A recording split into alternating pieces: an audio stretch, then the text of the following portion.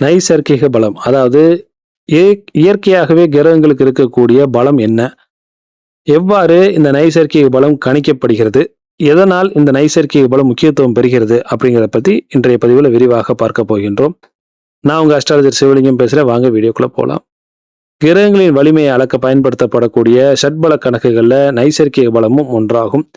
ஷட்பலம்னா 6 வகையாக இருக்கக்கூடிய பலத்தின் அடிப்படையில் கிரகங்களின் வலிமையை கணக்கிடப்படுவதாகும். என்னென்ன பலம் 6 வகை? ஸ்தான பலம். ஸ்தான பலம்னா பொசிஷனல் ஸ்ட்ரென்த், எந்த பகுதியில் அந்த கிரகம் உட்கார்ந்து இருக்குது அப்படிங்கிறத பொறுத்து அந்த கிரகம் வலிமை பெறும். அதுக்கடுத்தாப்புல காலபலம். காலபலம்னா டெம்போரல் ஸ்ட்ரென்த், காலநிலைகளுக்கு ஏற்ற மாதிரி இருக்கக்கூடிய தற்காலிக வலிமையை கணக்கிடப்படக்கூடியது. அதுக்கடுத்து திக்பலம். திக்பலம்னா டைரக்ஷனல் ஸ்ட்ரென்த், எந்த டைரக்ஷன்ல அந்த கிரகம் பயணிக்கிறதோ அதை பொறுத்து அந்த கிரகம் வலிமை பெறும், அதனால டைரக்ஷனல் ஸ்ட்ரென்த். அதுக்கடுத்தாப்புல திக்பலம். திக்பலம் என்பது ஆஸ்பெக்சுவல் ஸ்ட்ரென்த், பார்வையை பொறுத்து கிரகங்களின் வலிமை மாறுபடும் அப்படிங்கிற அமைப்புல வருது. அதுக்கடுத்தாப்புல சேஷ்டபலம். சேஷ்டபலம்னா மோஷனல் ஸ்ட்ரென்த், அந்த கிரகம் பயணிக்கக்கூடிய அயனத்தை பொறுத்து இருக்கக்கூடிய டிஃபரன்ஸை குறிக்கக்கூடியது. ஆக இயற்கையாக அடுத்தாப்புல கடைசியாக வருது நைசர்கிக பலம். ஆக இந்த 6 வகை கணக்கீடுல ஸ்தான பலம், திக்பலம், திருக்பலம், காலபலம், சேஷ்டபலம் இந்த 5மே ஜாதகத்திற்கு ஜாதகம் மாறுபடும். அதாவது ஜாதகர் உத்தராயணத்துல பிறந்திருக்காரா, தட்சிணாயணத்துல பிறந்திருக்காரா, காலையிலையா, இரவுலையா, எந்த மாதத்துல, எந்த நாள்ல, எந்த திதியில என்று நாம் பிறந்த நேர காலத்தின் அடிப்படையில மாறுபடக்கூடியது இந்த 5 வகை கணக்கீடுகளாகும். நைசர்கிக பலம் மட்டுமே எல்லோருக்குமே ஒரே அளவுல கிரக வலிமையை வைத்து மதிப்பிடக்கூடிய ஒரு கணிதமாகும். தமிழ்ல நைசர்கிக பலம்னா எதுவும் பெருசா நினைக்க வேண்டாம். தமிழ்ல இயல்பான வலிமை என்று அர்த்தமாகும். அதாவது அந்த கிரகங்கள் பெற்ற இயல்பான வலிமை என்பது ஜாதகத்தை பொறுத்து மாறுபாடு இல்லாமல் எல்லாருக்கும் நிலையான கணக்கீடாக அது வரையறுக்கப்பட்டுள்ளது. அதாவது ஜாதகத்துக்கு ஜாதகம் மாறுபடாம எந்த ஜாதகமாக இருந்தாலும் எல்லாருக்குமே ஒரே அளவுல கணக்கிடப்படக்கூடிய இந்த கிரக வலிமை எதுன்னா அதுதான் நைசர்கிக பலம்.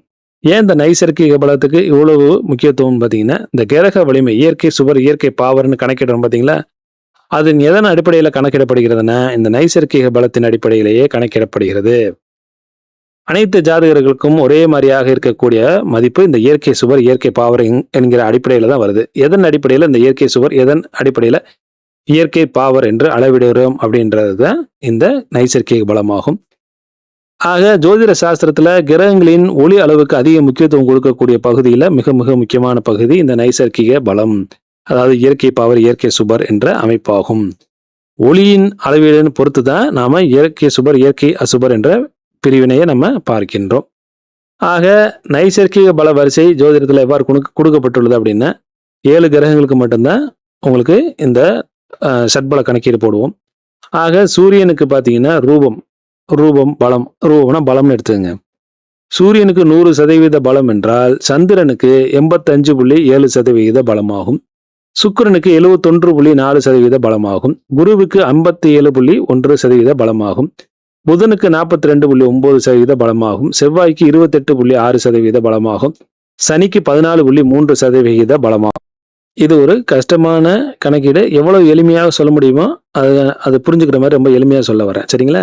ஆக சூரியனின் ரூபத்தை, அதாவது ஒளி அளவை நாம் 100% என்று வைத்து கணக்கீடு செய்யும் பொழுது மற்ற கிரகங்களின் ஒளி நிலையை நம்மால் புரிந்து கொள்ள முடியும். அதற்காகத்தான் சூரியனை 100% போட்டு மற்ற கிரக நிலைகளை அதற்கு தகுந்த மாதிரியாக இருக்கக்கூடிய சதவிகிதத்தின் அடிப்படையில் நாம போட்டுக்கிட்டே வர்றோம். இதுல பாத்தீங்கன்னா சூரியன் மூல ஒளி கிரகமாகும். சூரியனிடமிருந்து தான் ஒளியை வாங்கி மற்ற கிரகங்கள் ஒளியை பிரதிபலிக்கின்றன. ஸோ மற்ற கிரகங்களின் விட்டம், அதாவது சைஸு மற்றும் டிஸ்டன்ஸ், எவ்வளவு தூரம் அந்த கிரகம் தூரத்துல இருக்குது, அதே போல எவ்வளவு சைஸ்ல இருக்குது அப்படிங்கிறது ஒரு முக்கிய பங்கு வகிக்கின்றன.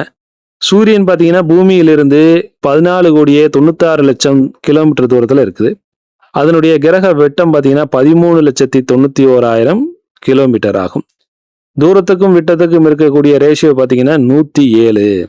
சந்திரன் இருக்கக்கூடிய டிஸ்டன்ஸ், பூமியிலிருந்து சந்திரன் இருக்கக்கூடிய டிஸ்டன்ஸ் 3,84,000 கிலோமீட்டர். கிரக விட்டம் 3,472. தூரத்திற்கும் விட்டத்திற்கும் இருக்கக்கூடிய ரேஷியோ 111. அதே போல சுக்கிரன் 4,14,00,000 12,104. அதனுடைய தூர விட்டம் 3,420. அது குருவுக்கு 62,87,30,000 கிலோமீட்டர் தூரத்தில் இருக்குது. ஆனால் அதனுடைய கிரக விட்டம் மிகப்பெரிய கிரகம் அது. அதனுடைய கிரக விட்டம் 1,42,984 கிலோமீட்டர் ஆகும். அதனுடைய தூரத்திற்கும் விட்டத்திற்கும் இருக்கக்கூடிய ரேஷியோ பார்த்தீங்கன்னா 4,397. அதுக்கடுத்தாப்புல புதனுக்கு பார்த்தீங்கன்னா 9,16,91,000 கிலோமீட்டர் தூரத்தில் இருக்குது. அதனுடைய கிரக விட்டம் சிறிய கிரகம் அது இருக்கிறதுலே 4,878.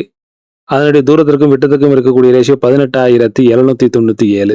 செவ்வாய் 7,83,00,000. சனி 127,50,00,000 தூரமாக இருக்குது. செவ்வாயுடைய விட்டம் 6,794. அதனுடைய கிரகத்திற்கும் தூரத்திற்கும் விட்டத்திற்கும் இருக்கக்கூடிய ரேஷியோ 11,531. சனிக்கு 10,578. எதுக்கு இந்த ரேஷியோ பயன்படுதுன்னா, இந்த பிரகாசத்தின் ஒளி அளவை கணக்கீடு செய்வதற்கு இந்த தூரத்திற்கும் விட்டத்திற்கும் இருக்கக்கூடிய அளவு முக்கியத்துவம் பெறுகிறது. அதாவது எதுக்கு இந்த தூரத்திற்கும் விட்டத்திற்கும் இருக்கக்கூடிய ரேஷியோ பார்க்கிறோம்னா, டிஸ்டன்ஸ் டு டயாமீட்டர் ரேஷியோ அப்படின்னு ஒன்று இருக்குதுங்க. டிஸ்டன்ஸ் டு டயாமீட்டர் ரேஷியோ அப்படின்னா the size of measurement area relative to the distance from the measurement target.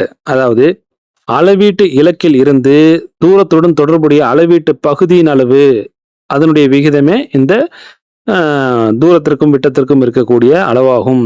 அதாவது ஒரு பொருள் நம்ம அதனுடைய தூரத்திற்கும் விட்டத்துக்கு ஒரு பொருள் அளவீடு செய்யறோம்னா அது எவ்வளவு தூரத்துல இருக்குது அப்படிங்கிறது மிக முக்கியத்துவம் பெறுகிறது.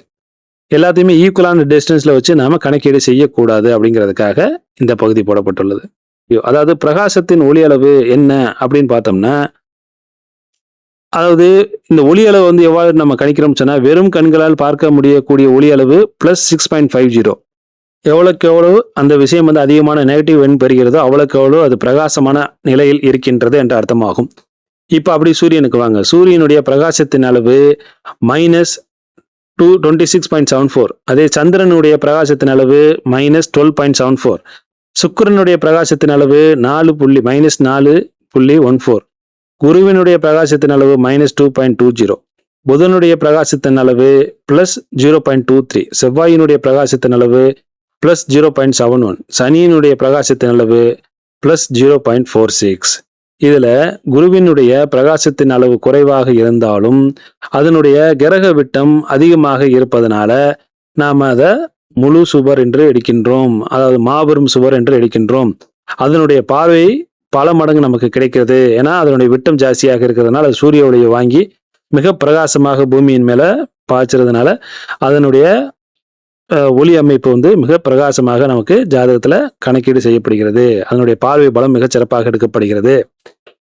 அதனாலதான் சுக்கிரனுக்கு இருக்கக்கூடிய கிரக கலா பரிமாண எண் பார்த்தீங்கன்னா சுக்கிரனுக்கு அதிகமாக இருக்கும். அதற்கு காரணம் இங்கே -4.14 இருக்கக்கூடிய சுக்கிரனுடைய பிரகாசத்தின் அளவு ஜாஸ்தியாக இருக்கிறதுனால தான் சுக்கிரனுக்கு அதிகமான எண் தரப்பட்டுள்ளது. ஆனாலும் கூட சைஸின் அளவுல பார்க்கும் பொழுது குரு மிகப்பெரிய கிரகமாக இருக்கிறதுனால அவருடைய ஒளி அளவு குறைவாக இருந்தாலும் அவருக்கு பலம் அதிகமாக பார்வை பலம் கிடைக்கின்றது. சரிங்களா? சனி ரொம்ப தூரத்துல இருக்கிறதுனால தான் அவருக்கு மிக குறைந்த பார்வை பலம் கிடைக்கிறது. அவருடைய பிரகாசத்தின் அளவு வெறுமனே 0.46 அப்படிங்கிற அளவுல இருக்கிறதுனால தான் சனியை நாம முழு அசுபர் அப்படின்னு சொல்கிறோம். புரிஞ்சுதுங்களா? இது எவ்வளவுக்கு எவ்வளவு எளிமையாக சொல்ல முடியுமோ அவ்வளவுக்கு எவ்வளவு எளிமையாக சொல்லியிருக்கேன். புரிஞ்சுக்க ட்ரை பண்ணுங்க. இல்லைன்னா இதை பற்றி நிறைய ஆராய்ச்சி செய்யுங்க, நிறைய விஷயங்களை பத்தி படிங்க. உங்களுக்கு இன்னும் எளிமையாக புரிய வரும். ஏன்னா இதெல்லாம் நிறைய சயின்ஸ் இருக்கு. சயின்ஸ் ரொம்ப வடிகட்டி சொல்லணுன்றதுக்காகத்தான் நிறைய விஷயங்களை தவிர்த்துட்டு சொன்னேன். வேற ஒன்றும் கிடையாதுங்க. அதனுடைய சைஸை பொறுத்து அதனுடைய சைஸை பொறுத்தும் பூமியிலிருந்து அந்த கிரகம் இருக்கக்கூடிய டிஸ்டன்ஸை பொறுத்தும் அதனுடைய ஒளி அளவை நாம கணக்கு பண்றோம். அதை தான் அந்த பிரகாசத்தின் அளவு. அதன் அடிப்படையில் தான் நாம இயற்கை சுவர், இயற்கை பாவர் என்று பிரித்து வைத்திருக்கின்றோம். சரிங்களா? ஆக நமக்கு நைசர்கிக பலம் இதன் அடிப்படையில் தான் எடுக்கப்படுகிறது. அதுக்காகத்தான் இன்றைய பதிவை நம்ம பார்த்தோம். மீண்டும் நல்லது. இந்த பதிவு உங்களுக்கு ஓரளவுக்கு புரிஞ்சிருக்கும்னு நினைக்கிறேன். இது உங்களுக்கு புரிஞ்சிருக்கும்னு நினைக்கிறேன். மீண்டும் நல்லதொரு பதிவில் உங்களை சந்திக்கும் வரை விடைபெறுகிறேன். நன்றி, வணக்கம்.